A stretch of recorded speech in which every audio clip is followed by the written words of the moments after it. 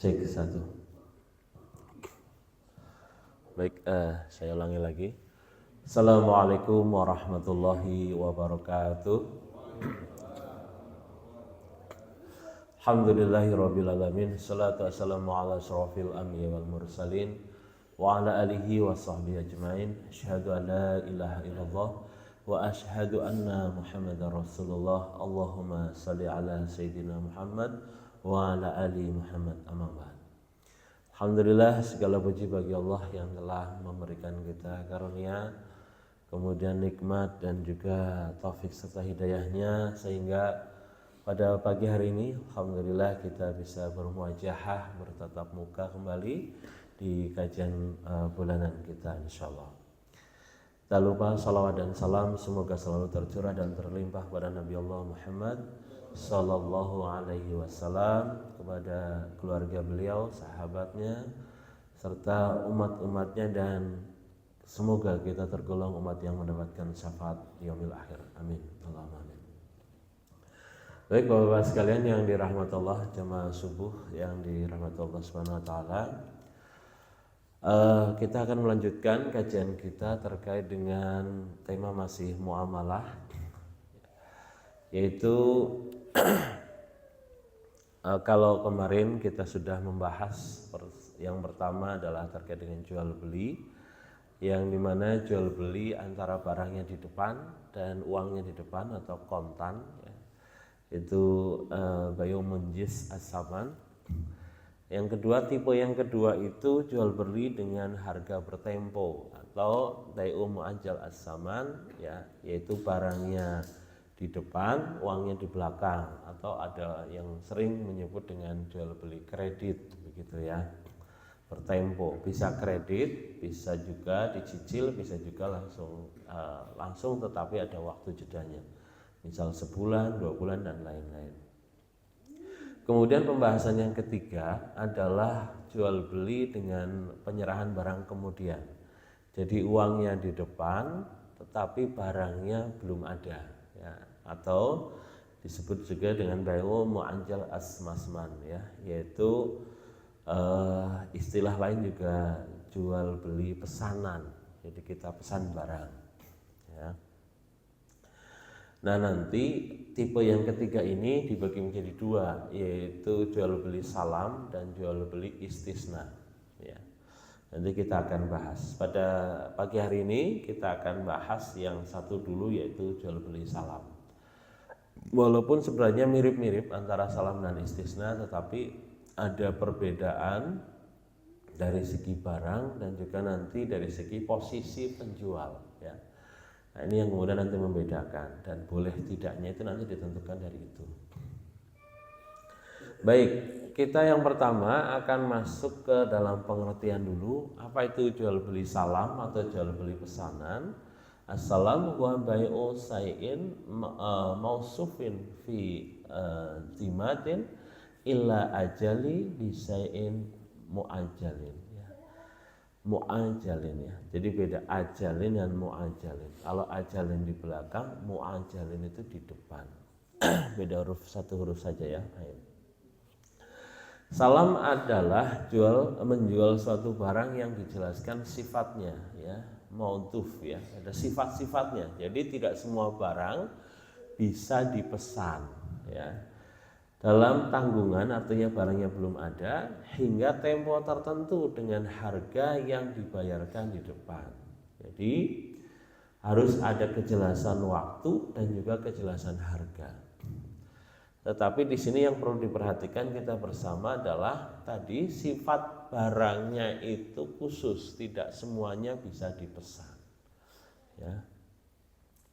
Kenapa? Karena ada dalil bahwa pada pertemuan sebelumnya kita pernah membahas, ya, ada hadis di mana dalam hadis riwayat khamsah, yaitu janganlah kamu menjual apa yang belum menjadi milikmu, gitu. Artinya jual beli barang yang belum dipunyai oleh pedagang itu hukum asalnya tidak boleh. Jadi kita belum punya barang nih, terus jualan, itu tidak boleh, ya. jualan ya, bukan posisi kita sebagai maklar, tetapi kita jualan misalkan kita belum punya barang, itu tidak boleh. Maka tadi kemudian dikecualikan ya. Nah, ketika pengecualian ini berarti ini ada distorsi atau pengurangan.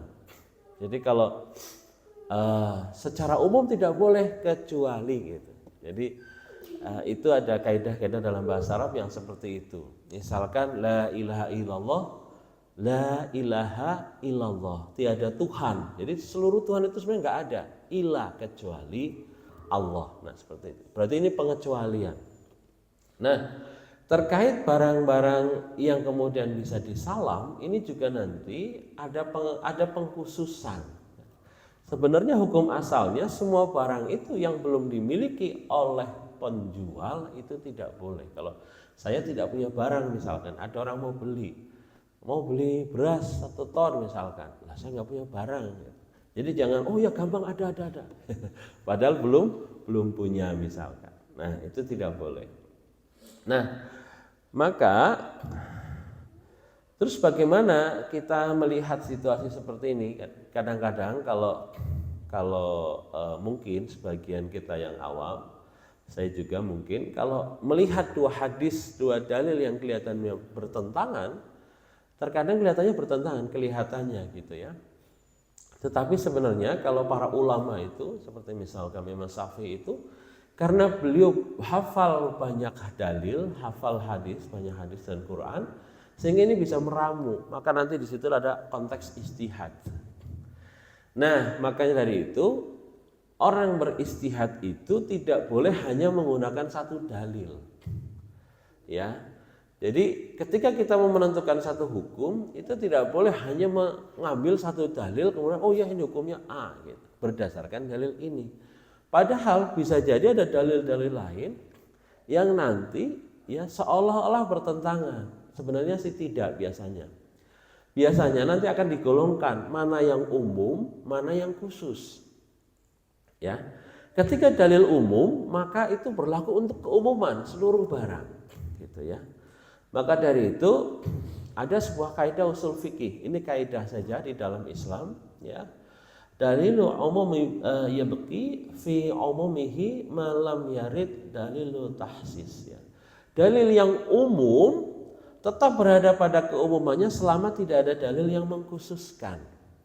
Jadi dalil umum itu akan berlaku ya, tetap berlaku kecuali ada dalil khusus terkait barang-barang tertentu atau sesuatu hal tertentu yang mengkhususkan, baru itu kemudian dirubah secara hukum.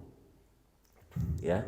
Nah, kaidah usul fikih ini biasanya memang ini dibuat oleh para ulama ya dalam apa mempermudah sesuatu urusan ya. Kaidah fikih misalkan al aslu fil asya al ibahah gitu. Hukum seluruh barang itu mubah ya. Hukum asalnya ya, hukum asal seluruh barang itu mubah. Nah, dari dalil ini ya, maka kemudian berarti kalau mohon maaf misalkan sekarang itu naik pesawat untuk berangkat haji itu ya mubah karena kita menggunakan barang misalkan. Karena dalil umumnya itu mubah kecuali ada dalil yang mengharamkan gitu.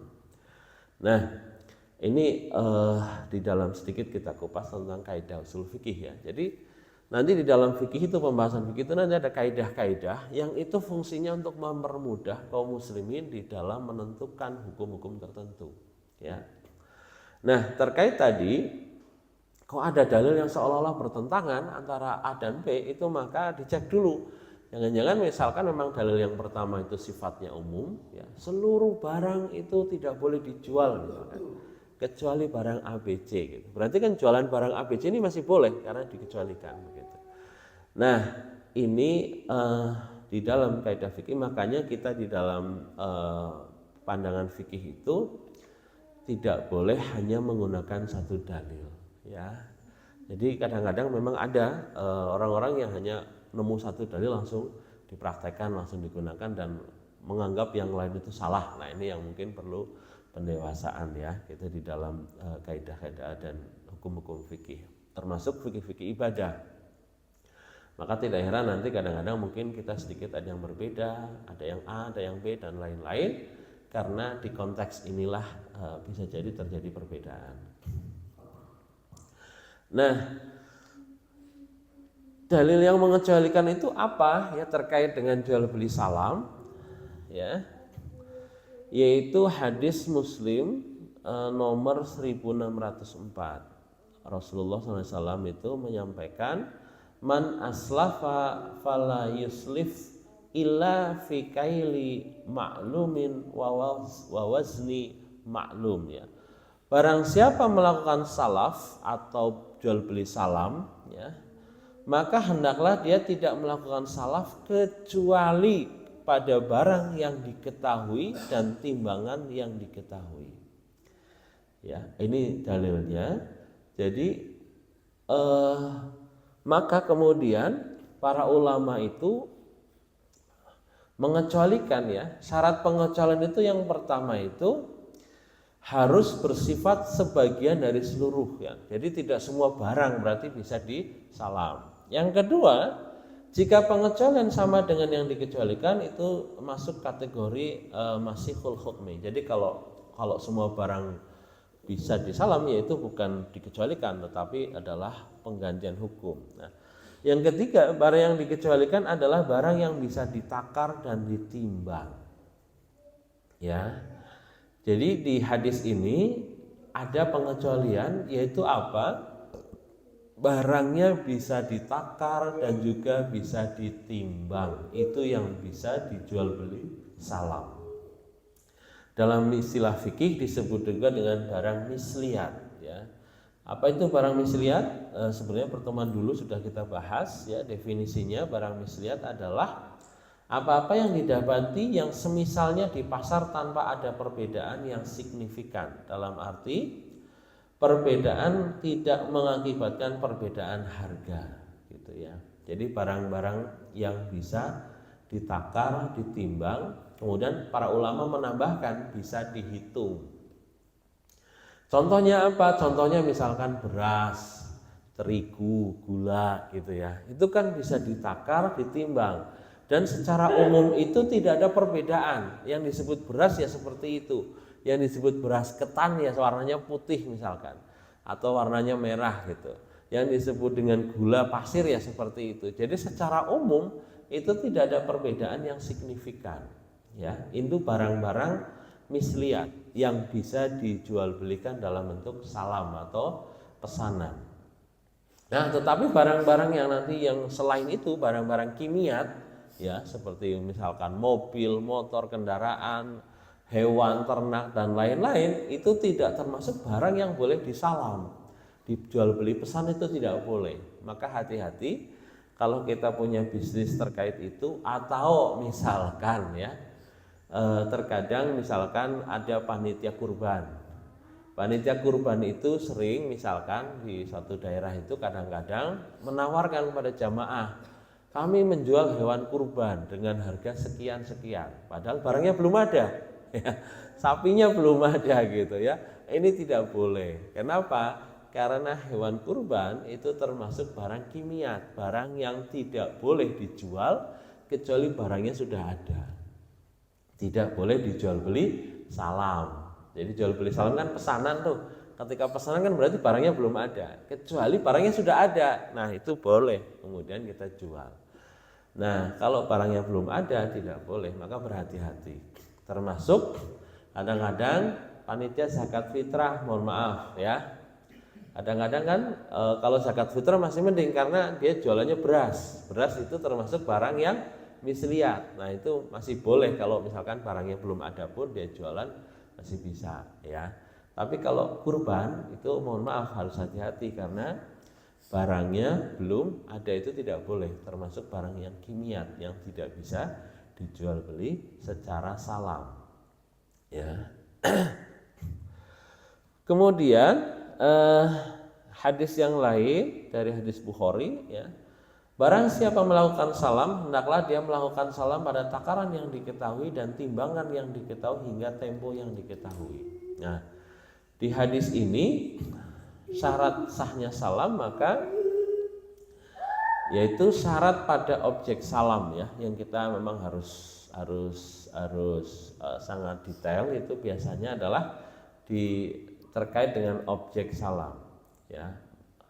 Yang pertama, barang objek salam harus diketahui dengan jelas, maklum sifatnya atau takaran dan timbangannya. Misalnya satuannya harus jelas, berapa kilo, berapa ton gitu ya, dan sebagainya. Kalau liter ya berapa liter dan lain sebagainya ya, satuannya harus jelas. Yang kedua, barangnya termasuk barang yang bisa dihitung, ditakar dan ditimbang. Contohnya gula, beras, terigu dan lain-lain. Ya, tidak boleh salam pada barang yang tidak bisa dihitung, ditakar, ditimbang. Misalnya tanah, bangunan, mobil dan sebagainya. Itu tidak boleh karena itu tidak termasuk barang yang misliah. Barangnya dijual secara bertempo, ila ajal dan diserahkan kemudian. Ya. Dalil wajibnya maklum atau jelas ya, yaitu nah Rasulullah SAW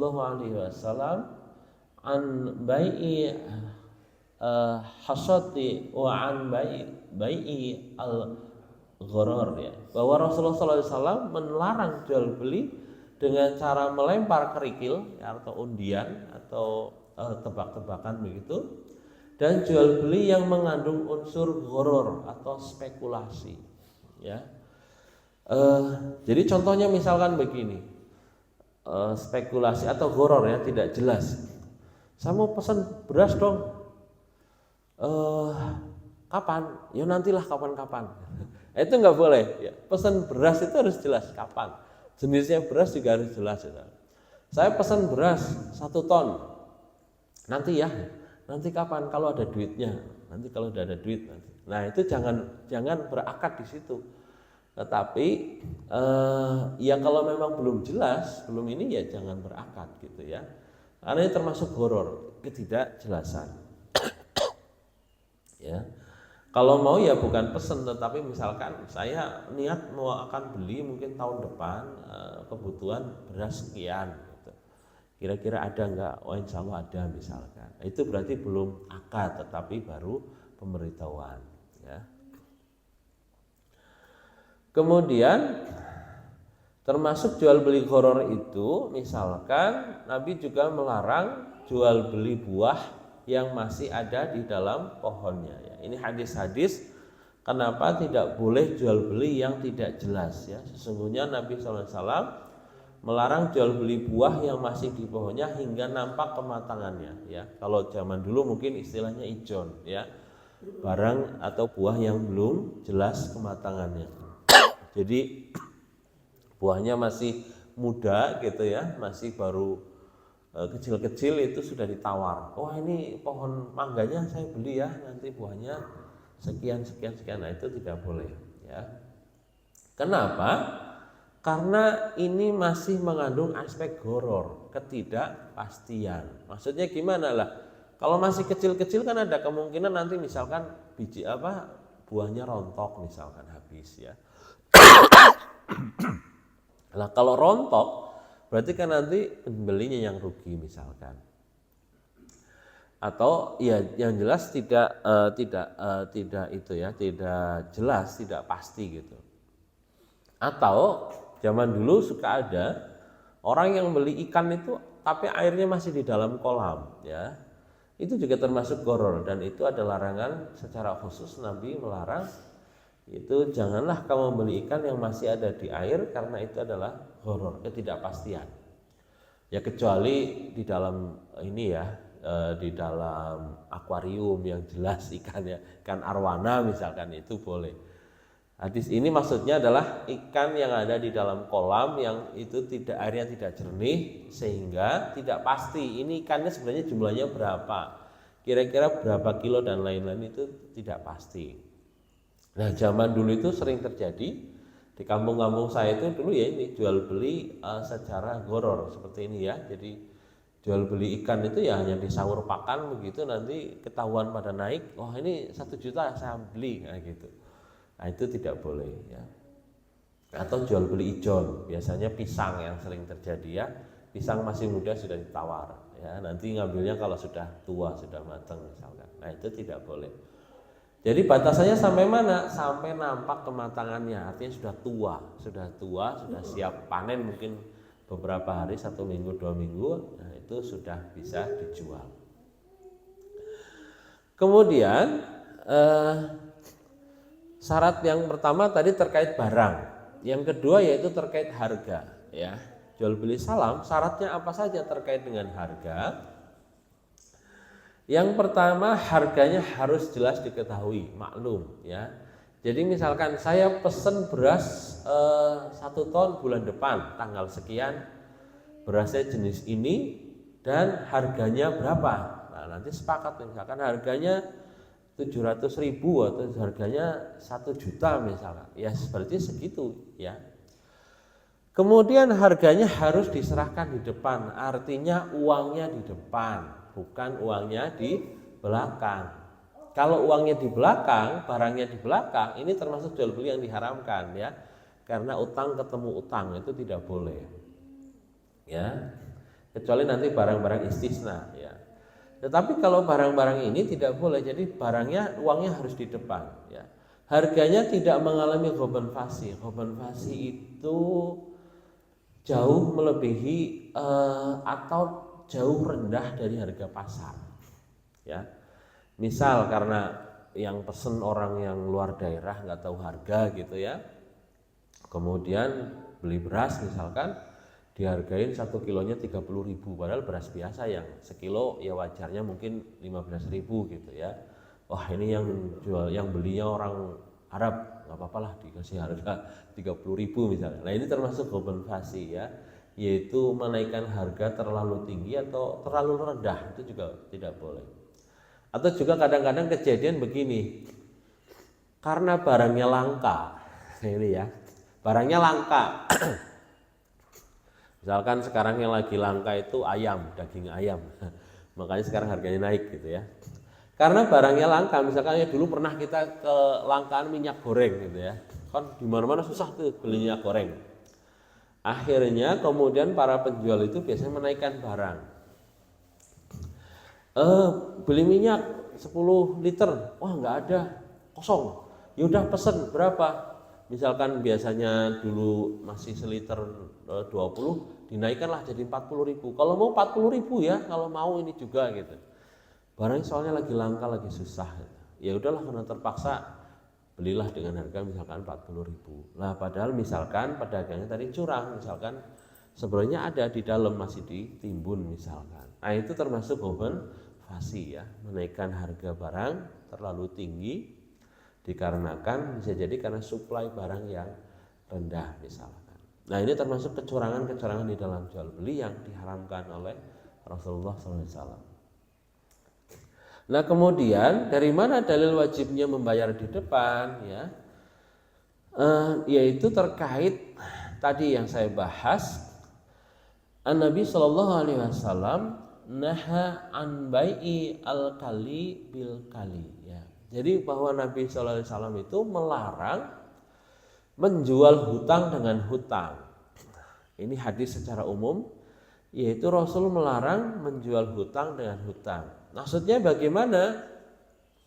Yaitu jika penjual belum memiliki barang, berarti barang masih dalam tanggungan atau hutang.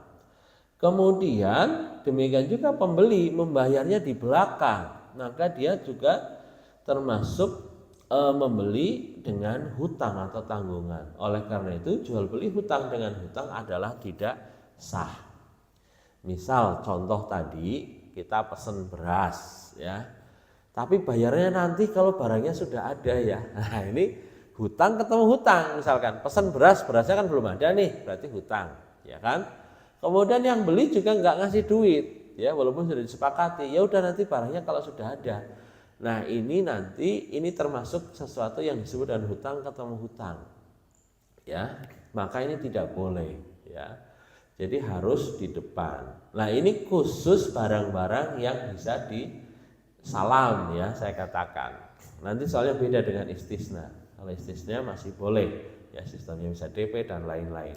Nah, Bedanya istisna dan salam nanti ada perbedaan sedikit, mungkin saya jelaskan. Jadi nggak boleh kita hutang ketemu hutang. Maka kadang-kadang sistem COD itu, COD yang ini ya, yang online itu bisa jadi tidak boleh. Kenapa? Karena pesen barang, jual belinya sudah di depan, barangnya baru datang, artinya berarti hutang, dan kemudian bayarnya juga di akhir dengan hutang juga gitu ya. Tetapi ini khusus barang-barang yang mislihat tadi ya, atau barang-barang yang bisa disalam, bukan yang istisna. Nanti dilihat juga barangnya ya. Tapi secara umum ini bisa jadi tidak boleh. Maka ya sebaiknya dihindari jual beli COD misalkan ya, daripada repot untuk membagikan jenis-jenisnya. Terus yang ketiga, yang terakhir yaitu larangan ghobanfasi. Ghobanfasi adalah penipuan dengan cara menaikkan harga secara keji, yaitu lebih tinggi dari pasar, sementara pihak pembeli tidak mengetahui harga pasar ya. Jadi ada satu hadis bahwasanya ada seorang laki-laki menyampaikan kepada Nabi SAW bahwa dia telah melakukan penipuan dalam jual beli. Maka beliau bersabda, apabila kamu menjual maka katakanlah tidak ada penipuan ya, hadis Bukhari. Ya. Nah, ini yang suka kadang-kadang terjadi, mohon maaf, jual beli di pasar ya. Di pasar tradisional ya, jual beli barang-barang baju dan lain-lain itu kadang-kadang suka ngasih harga kan tinggi gitu ya. Karena bisa jadi memang sudah kebiasaan masyarakat kalau nawar juga sadis Pak gitu. Ngasih harga 80.000 juga ditawar 25 Pak di sini gitu. Waduh. Jadi terus gimana ya, makanya biasanya nanti kan ada tawar menawar Pak, ujung-ujungnya nanti kan ketemu di tengah misalkan. Nah, beda cerita ya antara penawar-menawar dengan jual beli ya. Jual beli itu berarti yang sudah disepakati. Misalkan sendal atau sepatu harga 50 ya, kemudian nanti walaupun ditawarkannya tinggi, tetapi nanti kemudian tawar-menawar terus ketemunya di 50 juga ya, berarti itu harga yang disepakati 50 ya. Ini tidak termasuk ghobanfasi. Tetapi kalau ghobanfasi itu memang harga yang sudah disepakati itu sangat tinggi. Misalkan umumnya 50, ini jadi 150 misalkan atau 200, nah itu sudah termasuk ghobanfasi ya.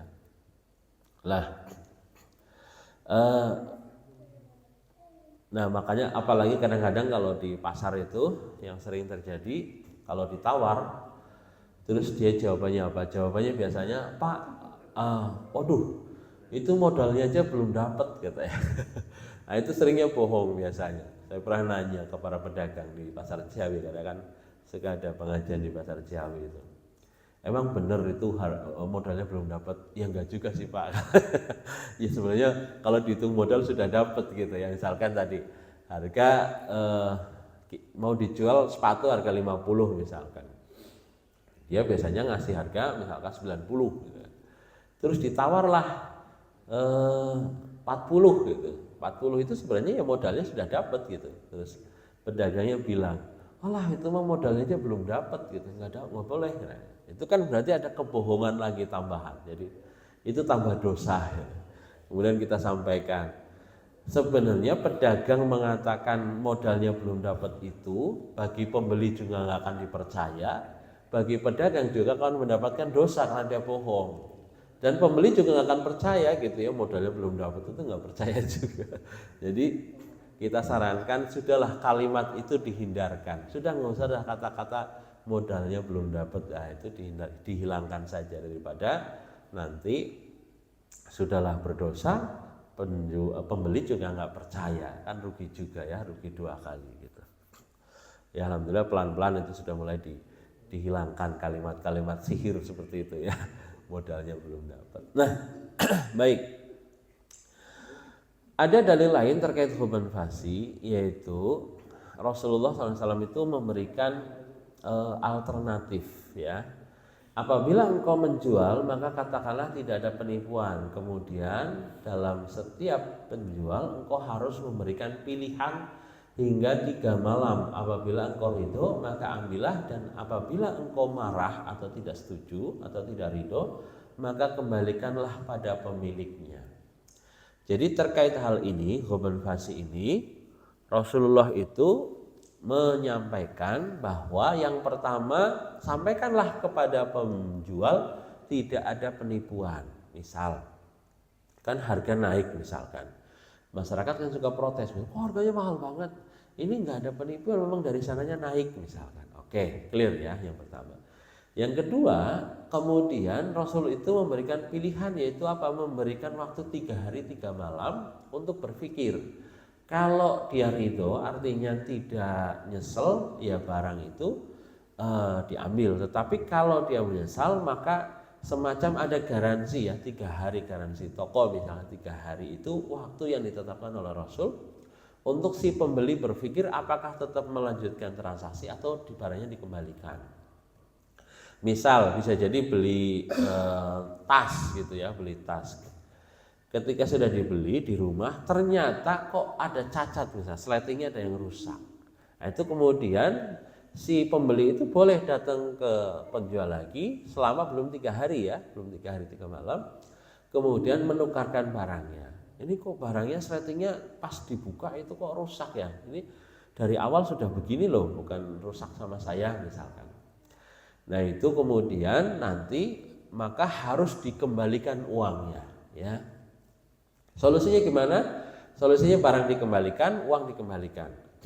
Tidak boleh kemudian solusi diskon. Ya udah kalau gitu saya diskon ya, saya diskon 20.000 nih.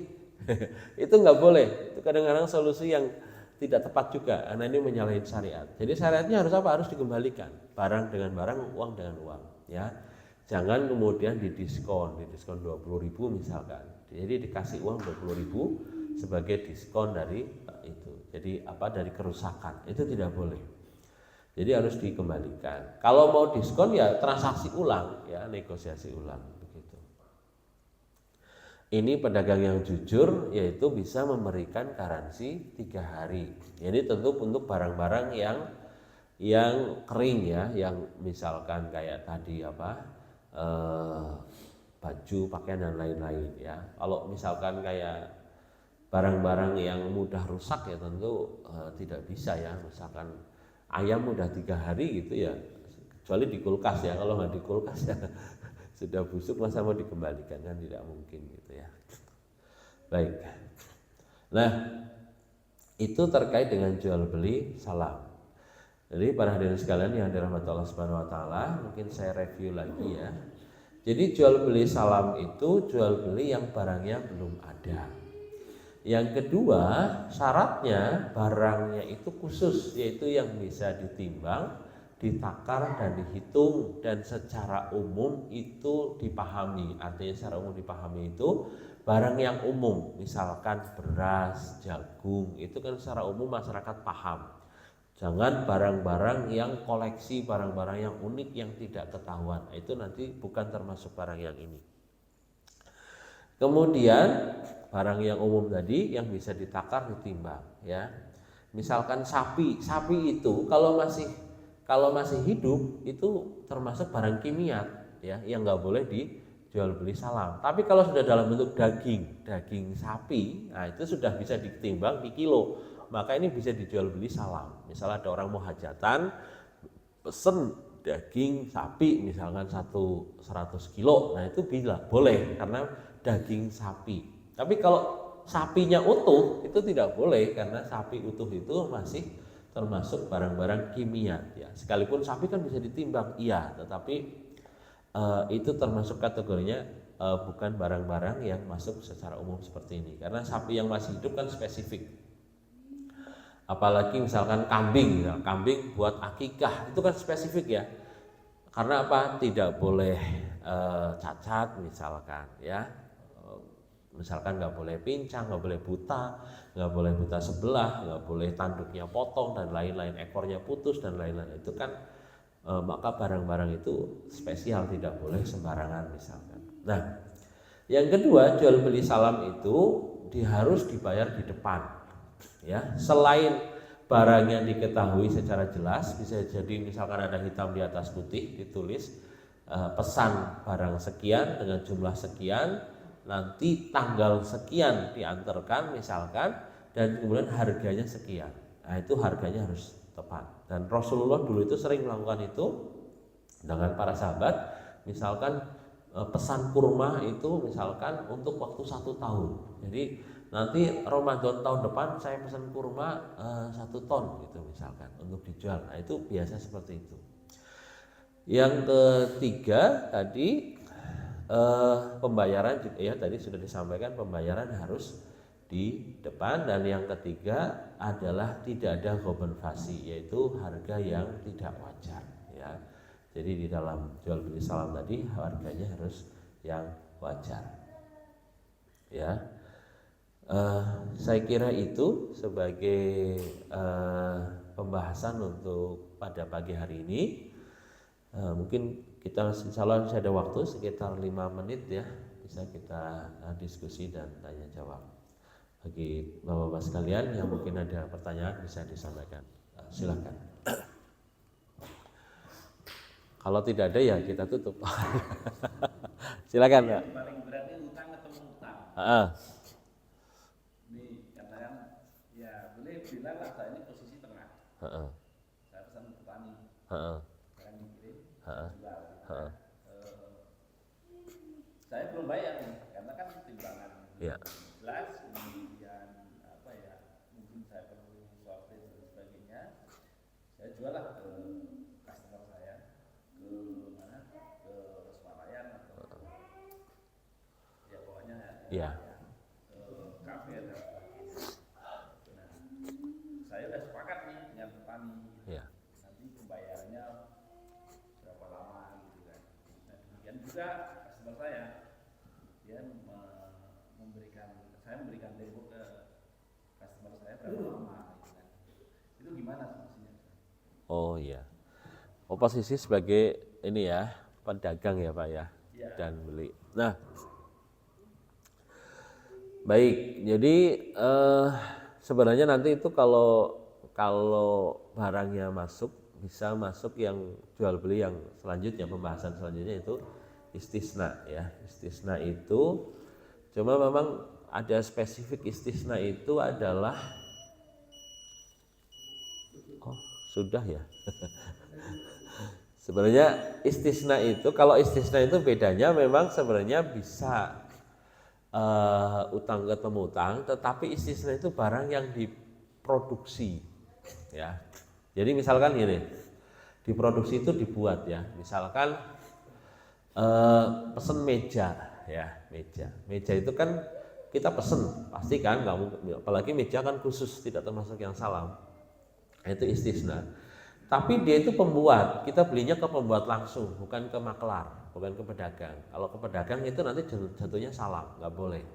Kalau istisna itu harus langsung ke pembuat, pesan, dibuat, kemudian setelah jadi baru dibayar. Atau ada DP, misalkan, tempo misalkan, bertahap, itu masih bisa. Tapi itu barang-barang yang memang dibuat, ya, bukan barang-barang yang bukan barang-barang yang dipesan tadi. Nah, yang saya pahami kalau caranya seperti tadi, itu Bapak belum, pesanannya itu belum transaksi, kalau boleh saran. Jadi misalkan saya butuh barang, misalkan beras nanti sekitar 5 ton ya, nanti transaksinya pas sudah ada barang. Jadi akadnya itu pas nanti barangnya sudah ada ya, kita nanti baru akad. Toh nanti Bapak juga akan sortir, harga juga mungkin akan beda kan begitu. Berarti belum penetapan harga, belum penetapan apa-apa dan lain-lain. Kalau jual beli salam itu harganya sudah ada Pak, harganya sudah ada deal, udah PO-nya udah turun gitu. Itu kalau jual beli salam istilah kalau di bisnis itu PO udah turun. Jadi detail harganya sudah ada, barangnya ada dan lain-lain. Nah itu salam. Jadi kalau konteks Bapak, saran kami ya hanya belum pesan, belum transaksi, tetapi hanya komitmen aja istilahnya. Jadi jual beli komitmen dulu, baru komitmen. Nah tolong ya, saya bulan depan butuh barang sekian, kalau ada nanti kabarin misalkan. Nah itu posisinya seperti itu Pak.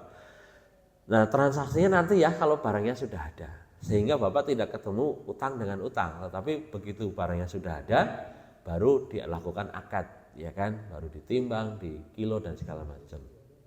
Itu yang pertama, ke pengadaan barang. Terus kemudian kan Bapak penjualan lagi ya.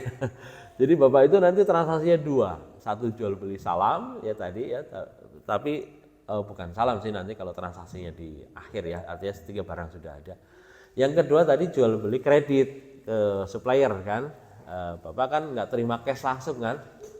Nah itu sebenarnya berarti pembahasan bulan kemarin. Nah, itu ada kita bahas jual beli kredit ya, nanti bisa disimak di YouTube Kang Taufik itu. Intinya boleh saja kita jual beli kredit, tetapi nanti kan ada syarat dan ketentuan ya, barangnya, ininya, prosesnya dan lain-lain.